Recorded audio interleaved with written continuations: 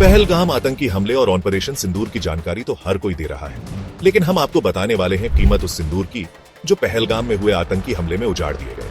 मेरे पति को बचा लो। मेरा पति साइड में था, एक इंसान है उसने उसको गोली मार दी।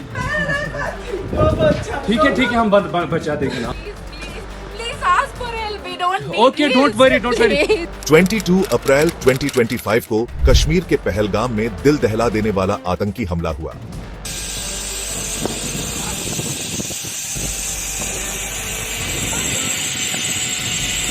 जिसमें 26 निर्दोषों ने अपनी जान गंवाई। लेकिन जब इस हमले का पूरा सच सामने आया तो सभी देशवासियों में डर की जगह आक्रोश ने अपना डेरा जमा लिया। सच यह है कि इस हमले में मारे गए हर व्यक्ति से उसका धर्म पूछकर उसे मारा गया। मारे गए इन 26 निर्दोषों में से एक लेफ्टिनेंट विनय नरवाल भी थे, जिनकी 16 अप्रैल को ही शादी हुई थी। वो अपनी पत्नी हिमांशी नरवाल के साथ हनीमून पर गए थे। इस आतंकी हमले ने पूरे भारत को एक जगह, एक भावना के साथ ला खड़ा कर दिया। हर भारतीय की एक ही मांग थी कि हमें बदला चाहिए। पाकिस्तान को ऐसा सबक सिखाया जाए कि उनकी नसों तक में खून नहीं डर दौड़े।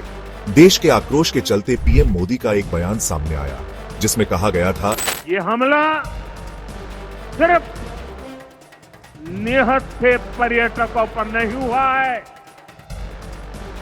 देश के दुश्मनों ने भारत की आत्मा पर हमला करने का दुस्साहस किया।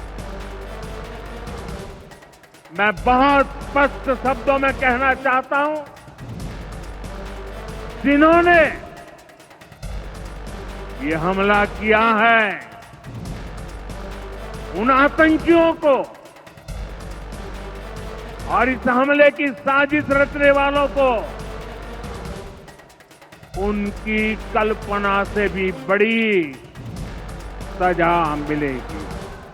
इसके साथ ही सेना को आतंकवाद के खिलाफ किसी भी तरह की कार्रवाई करने के लिए खुली छूट दी गई। तो वहीं गृह मंत्री अमित शाह ने कहा कि ये न समझना कि 26 निर्दोषों को मारकर खुद बच जाएंगे।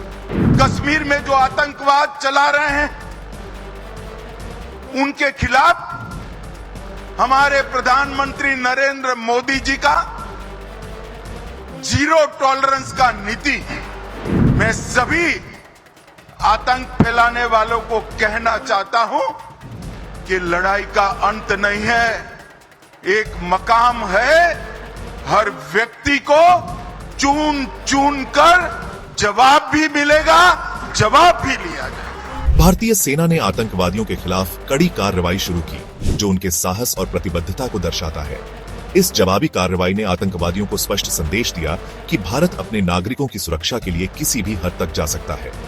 देश में लगातार बढ़ रहे आक्रोश को समर्थन देने वाले इन बयानों के बाद कई बड़े कदम उठाए गए। भारत ने पाकिस्तान का पानी रोक दिया। वीजा पर आकर भारत में बसने वाले सभी पाकिस्तानियों का वीजा रद्द कर दिया गया।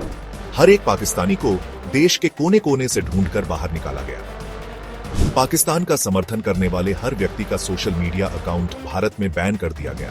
पाकिस्तान से होने वाले सभी व्यापार को भी बंद कर दिया गया और पाकिस्तान हमला करने की गीदड़ भभकी देता रहा। लेकिन भारत एकजुट था आतंकवाद के खिलाफ। देश में मॉक ड्रिल कराया जाने लगा, जिसके चलते गृह मंत्रालय से 7 मई को पूरे देश में ब्लैकआउट मॉक ड्रिल कराने का आदेश जारी किया गया, जहां सबका ध्यान 7 मई की मॉक ड्रिल पर था। यहां तक कि पाकिस्तान भी इस वहम में था कि कुछ दिनों में भारत हमला कर सकता है। ऑपरेशन सिंदूर के तहत भारत ने एक गुप्त मिशन की योजना बनाई, जिसमें देश की सुरक्षा एजेंसियों ने महत्वपूर्ण भूमिका निभाई। इस मिशन का उद्देश्य आतंकवाद के मूल को समाप्त करना था और इसे अत्यंत गोपनीयता के साथ अंजाम दिया गया। लेकिन 6 मई की रात तकरीबन 1 बजे जो हुआ, उसने पाकिस्तान की जमीन को हिलाकर रख दिया। पूरी आवाम में दहशत का माहौल था, मगर भारत में यह एक जश्न का मौका था। भारतीय सेना ने पहलगाम आतंकी हमले में उजाड़े गए हर एक सुहाग का बदला लिया, और यह न केवल एक बदला था, बल्कि इसने आतंकवाद की नींव हिलाकर रख दी। भारत की एयरफोर्स, नेवी और आर्मी सेना ने साझी कार्रवाई करते हुए पाकिस्तान और पीओके में 9 आतंकी ठिकानों पर एयर स्ट्राइक की और इस ऑपरेशन का नाम रखा गया ऑपरेशन सिंदूर, जो कि एक बदला है उजाड़े गए उन सभी सुहागों के नाम। भारतीय सेना की इस एयर स्ट्राइक को पूरा करने में 2 महिलाओं ने बेहद अहम भूमिका निभाई है। उनमें से एक लेफ्टिनेंट कर्नल सोफिया कुरैशी और दूसरी विंग कमांडर व्योमिका सिंह हैं, जिन्होंने आतंकियों को सिंदूर की कीमत बताते हुए और नारी शक्ति दिखाते दुखाते मुंह तोड़ जवाब दिया है। ऑपरेशन सिंदूर की सफलता के बाद भारतीय सेना ने सोशल मीडिया पर लिखा, जस्टिस इज सर्व्ड। इसके बाद पाकिस्तान ने अपना एयर स्पेस 48 घंटे के लिए बंद कर दिया, जो कि यह साफ बताता है कि भारत की इस कार्रवाई ने उनकी आत्मा तक में दहशत बैठा दी है।